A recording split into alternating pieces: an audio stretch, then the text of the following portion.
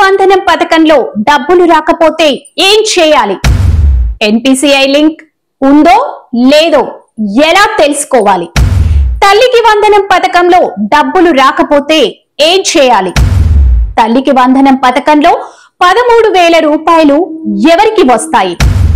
ఆంధ్రప్రదేశ్ రాష్ట్ర వ్యాప్తంగా సీఎం చంద్రబాబు నాయుడు దాదాపు 9,51,000 మంది తల్లుల ఖాతాల్లోకి 13,000 రూపాయల చొప్పున డబ్బులు జమ చేయబోతున్నారు. మొదటి విడతలో కొంతమందికి మాత్రమే డబ్బులు పడగా ఇప్పుడు రెండో విడతగా పెండింగ్ ఉన్న వారికి, ఇటీవలే ఒక్కో తరగతిలో చేరిన వారికి, ఇంటర్లో అడ్మిషన్స్ తీసుకున్న వారికి కూడా ఈ డబ్బులు ఇవ్వనున్నారు. ప్రభుత్వ లిస్టులో అర్హులుగా గుర్తించబడిన తల్లుల ఖాతాల్లో డబ్బులు జమవుతున్నాయి. ముఖ్యంగా గతంలో గ్రీవెన్స్ ఇచ్చిన 1,34,000 మందికి ఇప్పుడు అంగీకారం లభించింది.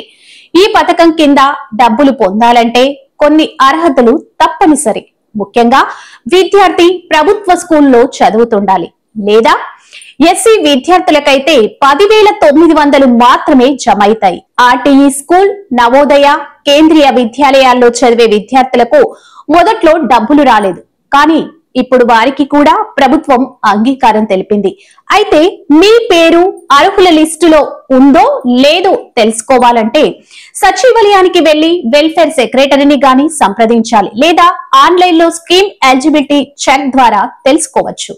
పలువురు తల్లులకు డబ్బులు రాకపోవడానికి కారణం ఎన్పిసిఐ లింక్ లేకపోవడమే, లేదా కరెంట్ బిల్ 300 యూనిట్లకు మించి పోవడం, ఇన్కమ్ ట్యాక్స్ దాఖలు చేయడం, అనవసరంగా ఇతర లింకులు ఉండటం వంటివి కావచ్చు. అటువంటి సమస్యలున్న వారు వెంటనే సచివాలయానికి వెళ్లి వాటిని సరిచేసుకోవాలి.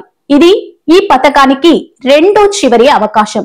తదుపరి సంవత్సరానికి కూడా అర్హత నిలబెట్టుకోవాలంటే ఇప్పుడే సమస్యల్ని క్లియర్ చేసుకోవాలి. ఈ డబ్బులు పిల్లల చదువులకు ఉపయోగపడే అవకాశం ఉన్నందున ఎవరు మిస్ అవ్వకుండా జాగ్రత్త పడాలి. లేటెస్ట్ అప్డేట్స్ కోసం వెంటనే మన డిఆర్ ఫోకస్ ఛానల్ ని సబ్స్క్రైబ్ చేయండి.